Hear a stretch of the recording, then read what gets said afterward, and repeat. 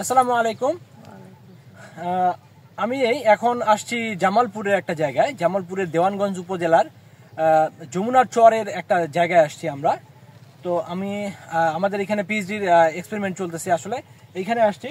তো এইখানে এসে দেখলাম যে এই যে সূর্যমুখী চাষ করছে চাচিরা, চাচিদেরকে একটা প্রদর্শনী প্লট দেওয়া হয়েছে এখানে। তো চাচি, আপনি একটা জিনিস আমাকে বলেন তো, সেটা হচ্ছে যে এই সূর্যমুখী চাষ করে আপনাদের মানে কি কেমন লাগতেছে, আপনার অনুভূতি? আমার সূর্যমুখী চাষ করে অনেক ভালো লাগতেছে। তারপরও আমি সূর্যমুখী উৎপাদন আবাদ করিয়া উৎপাদন বুঝতেছি যে এটা মধ্যে থেকে বিচি হবো, বীজ থেকে তেল উৎপাদন হবো।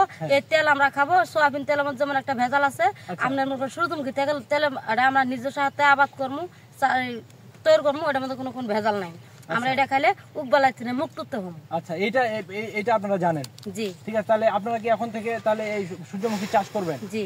আচ্ছা, একটা জিনিস বলেন, সেটি হচ্ছে যে এই যে সূর্যমুখী যে চাষ করতে হবে, এখান থেকে যে তেল পাওয়া যায় এবং এইটার যে উৎপাদন কিভাবে করতে হয়, কিভাবে চাষ করতে হয়, এগুলো সম্পর্কে আপনাদেরকে কে ধারণা দেয়, কে পরামর্শ কে দেয়? আমাদের শামসুন নাহারা ভাই দেয়।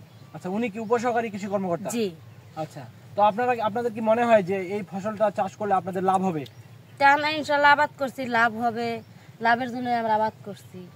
যদি লাভ হয়, আপনার মনে করেন 2টা পয়সা আয় হবো। আমি তার থেকে উপায়ন হিসেবে আবাদ করতেছি, তার থেকে আমার লাভ হয়। আচ্ছা, লাভের উপায়নে আমি এটা চাষ করে আবাদ করছি। আচ্ছা, আমি আশা করি যে আপনাদের লাভ হবে অনেক, ইনশাল্লাহ, কারণ এটা অনেক দামি একটা ফসল।